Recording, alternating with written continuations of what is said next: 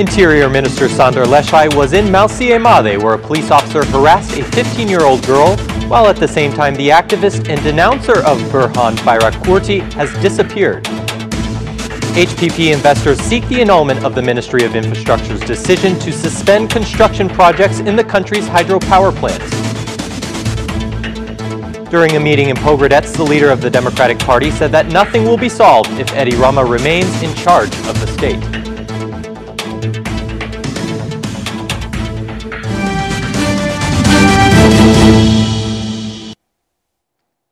Good evening, it's 6 o'clock on Tuesday, the 12th of February, 2019. Welcome to the English edition of Aura News. My name is Oliver, and I'm here to bring you the day's top stories from across the country, translated into English. Well, we begin tonight with the story that has shocked the country involving the sexual harassment of a 15-year-old girl by a police officer. The denouncer of Officer Burhan Bayrakturti is now reported to have vanished after publishing the scandalous video, which depicts Bayrakturti sexually harassing a 15-year-old girl. Interior Minister Lleshaj, who arrived in Lleshaj, stressed that police officials, after Bayrakturti's denunciation on the internet, are being requested by the officer in question. Lleshaj denied that he had received a denunciation from the two commissariats in connection with the alleged scandal, while stressing that the police are being arrested for not even intimidating Bayrakturti's denouncer, stating, "We must prevent any opportunities of intimidation of a potential denouncer. The fact that we now have no denouncer is the biggest question we are trying to answer." As criticism of the police scandal in Lleshaj continues, Lleshaj had the following to say: "The face of the cops is my face, your face, and the face of the whole society which represents us." So far, little details have emerged about this case, but sources from the investigative group told Aura News that there is a possibility that the video was recorded by an adult. The investigation continues as a full verification process is being carried out, reviewing the officer's phone and his communications on social media.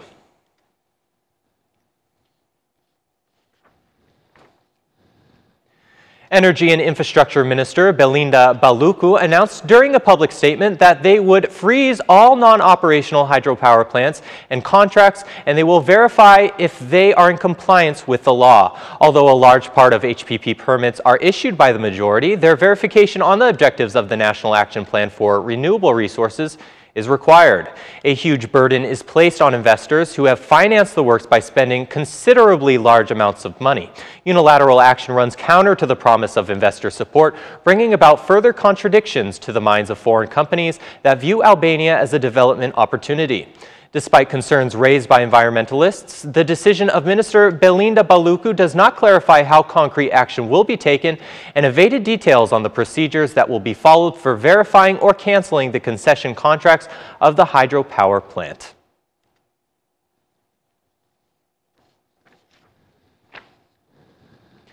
Now on to the tour of meetings aiming to convince citizens to join the February 16th protest. The chair of the Democratic Party, Basha, today stopping in Pogradets while calling for unity and claiming that nothing will be solved if Edi Rama remains at the helm of the country, stating, "With Edi Rama, there is no development. With Edi Rama, there is no employment. With Edi Rama, there is no law. With Edi Rama, there is no justice. With Edi Rama, there is no Europe. With Edi Rama, there is no and there will be no agreement."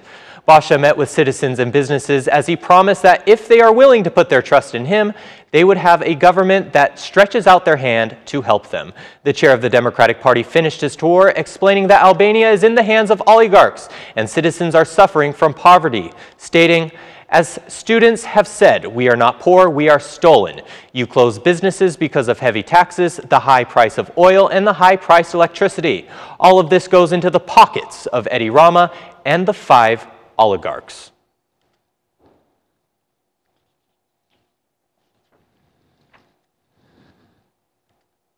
Although dismissed by the Independent Qualification Commission, we learned today that the appeal prosecutor in Shkodër is now seeking her rights in the Strasbourg court.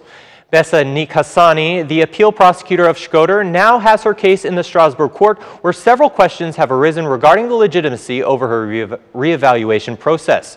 However, even after the appeal chamber upheld the decision by the Independent Qualification Commission, approving her dismissal. As a result of the vetting process, Nikasani's case has brought about the inspection from the International Human Rights Courts, which will address itself to the vetting bodies in Albania and submit questions on concrete cases. One of the questions relates to the fact that if the reevaluation process against the prosecutor has to do with fairness during her trial, then it is in accordance with Article 6 of the Convention. The Strasbourg Court also addressed the questions whether there has been an interference with the complainant's right to respect for her privacy under Article 8 of the Convention, or is there a reason for dismissal from the position of the prosecutor? In a question raised by the Strasbourg Court, it stated, was the complainant available to receive an effective domestic remedy for the appeal referred to in Article 8 as required by Article 13 of the Convention? The Shkodër appeal prosecutor was dismissed after failing the vetting process, and according to their decision, there were in fact problems with Nikasani's case after not justifying 2 apartments, 2 garages, and 1 car. Nevertheless, Basha Nikasani is not the only one to address the Strasbourg Court. Such charges have been made in the court by other judges and prosecutors who have been discharged by the vetting process, including prosecutor Rovena Gashi.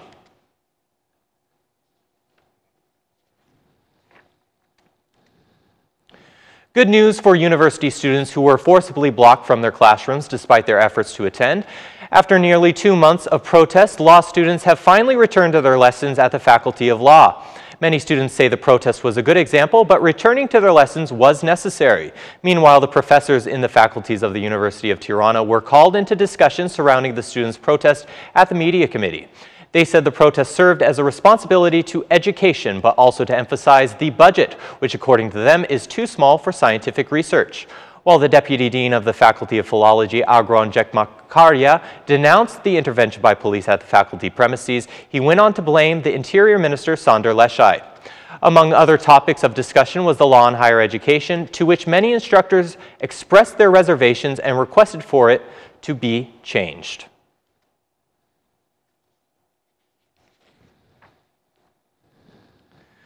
Former Minister Dietmar Bushati criticized the Council of Ministers' report on the ratification of the protocol adhering North Macedonia to NATO.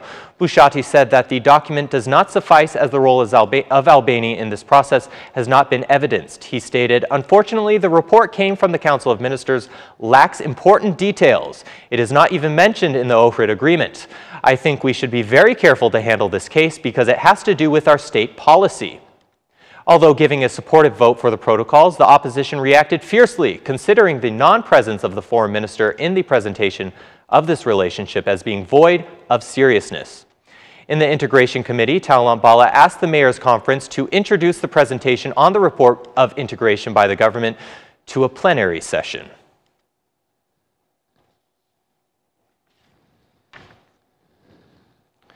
Moving on now to the news surrounding the next week's big protest. Today, the chair of the Republican Party of Albania, Fatmir Mediu, held a meeting in Lleshaj in preparation for the massive protest on the 16th of February. Mediu called upon citizens to go out and protest, leaving their political differences aside, with the aim of reducing poverty, corruption, and state crime. He stated, "The time has come for all Albanians, without the distinction of political affiliations, to rise up against evil, against poverty, corruption, drug trafficking, and state crime. It's time to rise up against the mockery and punishment perpetrated by Edi Rama. Today, our challenges as a country are bigger, unfortunately. The government and Rama every day dominate through corruption and their criminal interests.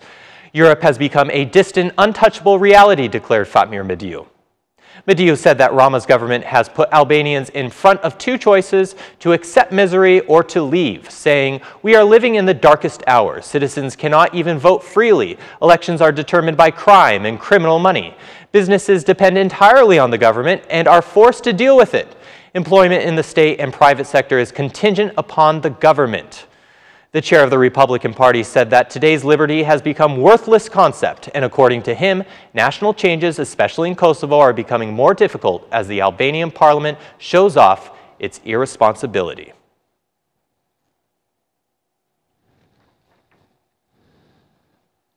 And that's the news across the country today. Thank you for watching our English edition this evening, and be sure to join me again every Monday to Saturday at 6 p.m. for the latest news from Albania. Once again, on behalf of Ora News, thank you and have a great night.